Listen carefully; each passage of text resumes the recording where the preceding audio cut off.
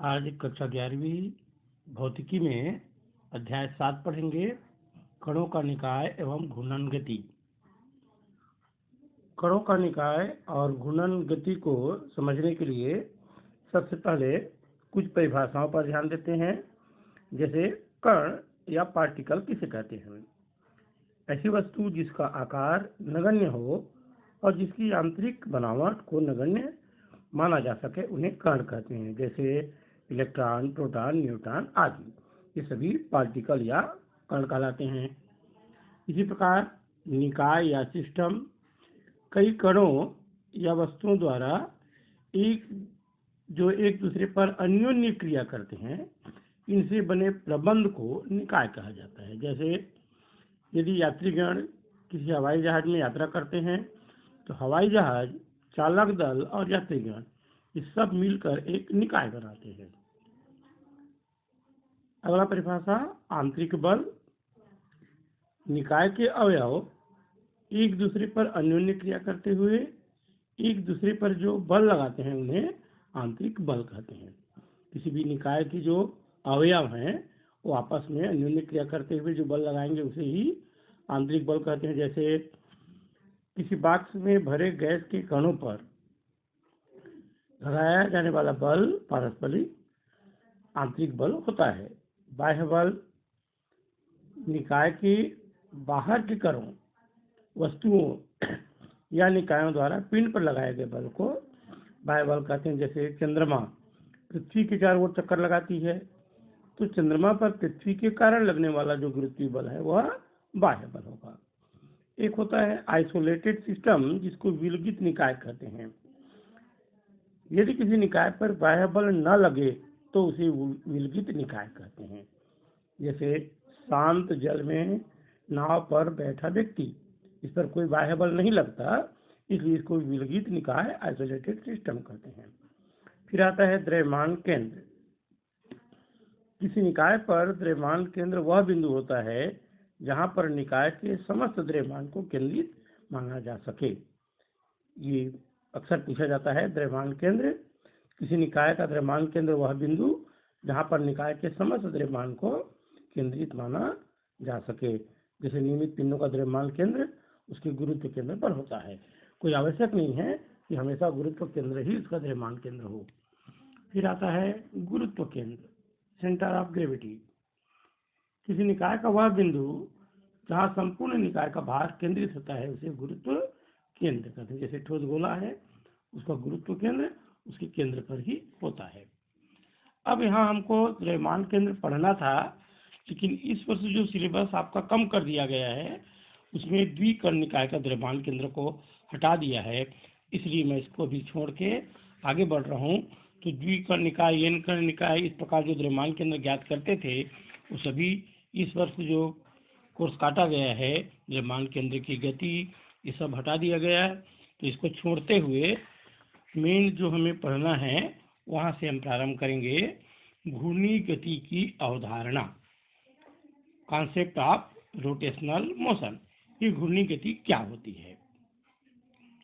जब किसी दृढ़ पिंड पर बल या बल युग्म लगाया जाता है। अब बल युग्म का मतलब समझिए, एक वस्तु पर दो बल लगते हैं लेकिन दोनों की परिमाण तो बराबर होती है लेकिन दिशा विपरीत होती है, तब उसे बल युग्म कहते हैं।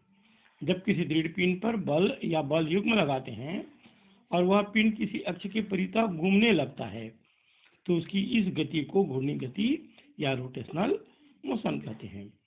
जिस अक्ष के परितः पिंड घूमता है उसे घूर्णी अक्ष कहते हैं। उदाहरण भी दिया गया है कि पहिए की गति, कब्जे के परितः किवाड़ों की गति, ये सभी घूर्णी गति के अंतर्गत आते हैं। घूर्णी गति में क्या क्या विशेषताएं होनी चाहिए? तो इसमें पिंड के सभी कणों का कोणीय वेग एक समान होता है, लेकिन घूर्णन अक्ष से अलग अलग दूरियों पर स्थित कणों का कोणीय वेग अलग अलग होता है। घूर्णन अक्ष पर स्थित प्रत्येक कण का रेखीय वेग 0 होता है। जब कोई पिंड घूर्णी गति करता है तो उसकी अवयवी कण वृत्तीय गति करते हैं। यहाँ पर ध्यान रखना इस तीसरे कारण को कि कोई भी पिंड जब घूर्णी गति करेगा तो उसके अंदर के जो अवयव होंगे वो वृत्तीय गति करेंगे, अर्थात उसके चारों ओर घूमतेंगे। वृत्तीय मार्गों का केंद्र घूर्णन अक्ष पर स्थित होता है। पिंड का प्रत्येक कण घूर्णन अक्ष के लंबवत तल में वृत्तीय गति करता है। वृत्तीय गति से संबंधित कोणीय विस्थापन, कोणीय वेग, कोणीय त्वरण, ये सभी घूर्णन अक्ष के लिए परिभाषित होते हैं। तो इस प्रकार घूर्णी गति क्या है ये हमको समझना है।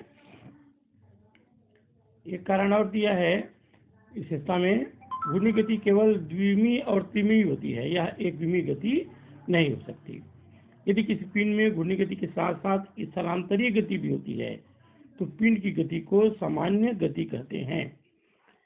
जैसे कार के पहियों में घूर्णी गति के साथ साथ स्थलांतरीय गति भी होती है, इसलिए यह एक सामान्य गति है। दोनों का मतलब समझ लीजिए, घूर्णी गति माने जो अपने अक्ष पर घूमते रहे, और स्थलांतरीय गति मतलब समय के साथ साथ वह आगे भी बढ़ते रहे।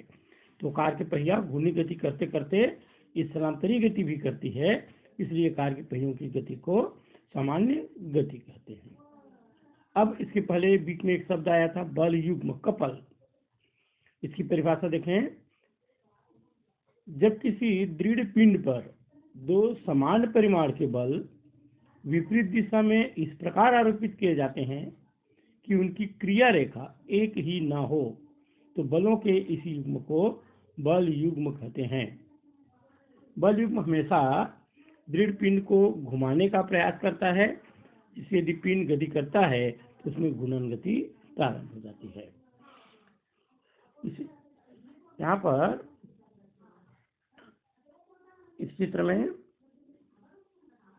ABC एक पिंड मान लिया गया है, और इस ABC पिंड पर बिंदु P और Q पर समान परिमाण के लंबवत P और Q, आपको चित्र में दिख रहा होगा, दोनों पर एक परिमाण का बल लगा है, लेकिन P पर लगने वाले बल की दिशा Q पर लगने वाले बल की दिशा के विपरीत है। परिमाण दोनों के समान है, तो दोनों उस पिंड को घुमाने का प्रयास करते हैं। तो जब इसमें घुमाने का प्रयास करते हैं तो उनके उस बल युग्म का कितना प्रभाव होता है, उस प्रभाव को हम बल युग्म का आघूर्ण कहते हैं। याद करेंगे, बल युग्म का आघूर्ण।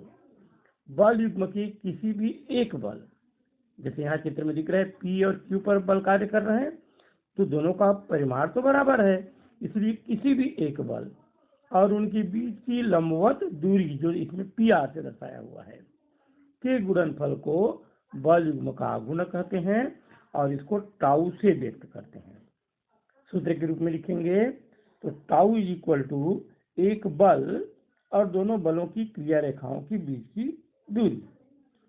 दोनों बलों की क्रिया रेखा के बीच की दूरी को और छोटे शब्दों में लिखे तो बल युग्म की भुजा कह सकते हैं। इसलिए टाउ या बल युग्म का आघूर्ण बराबर एक बल गुणित बल युग्म की भुजा। इस प्रकार हम बल युग्म का आघूर्ण को संकेत के रूप में लिखना चाहें तो tau is equal to F into D.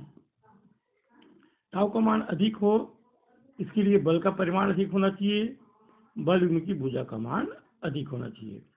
SI पद्धति में जब टाउ या बल आघूर्ण का मान निकालते हैं तो इसका मतलब न्यूटन मीटर, और इसी को जब सीजीएस पद्धति में निकालेंगे तो डाइन सेंटीमीटर होगा। इसके आधार पर इसका विमीय सूत्र mL/T-2 हो जाएगा। बल युग्म के आघूर्ण जो है उसका कुछ प्रकार है, धनात्मक आघूर्ण और ऋणात्मक आघूर्ण। यदि किसी पिंड पर बल युग्म लगाने पर पिंड वामावर्त, जिसको एंटी क्लॉकवाइज कहते हैं, घूमने की प्रवृत्ति रखता है तो उसको धनात्मक आघूर्ण कहते हैं, और यदि पिंड दक्षिणावर्त, जिसको क्लॉकवाइज कहते हैं, घूमने की प्रवृत्ति रखता है तो उसे ऋणात्मक आघूर्ण कहते हैं। तो ये दो प्रकार का बल आघूर्ण। इसका सदिश रूप निकालना चाहे तो वही है सूत्र, टाउ इज इक्वल टू एक बल इंटू बल युग्म की भुजा। इसको सदिश के रूप में जब निकालेंगे तो हम जानते हैं साइन थीटा बराबर PR/PQ, लंबवत कर्ण से तो D/L होता है, क्रिया गुणा करेंगे तो D is equal to L sine theta. तो इस प्रकार D के जगह पर L साइन थीटा रख देंगे तो tau is equal to FL sine theta हो जाएगा, जिसको वेक्टर के रूप में लिखेंगे तो vector tau is equal to L cross F।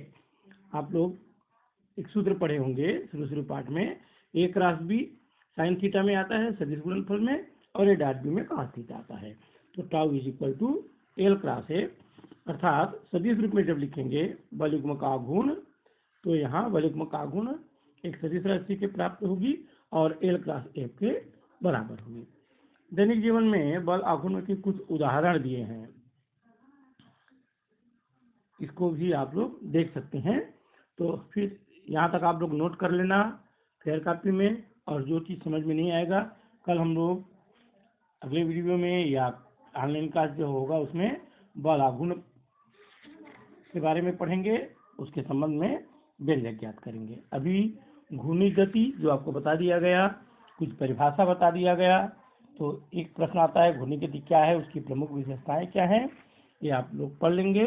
साथ में बल युग्म और बल युग्म का आघूर्ण का जो व्यंजक बताया गया सदिश रूप तक, वहाँ तक नोट कर लेंगे।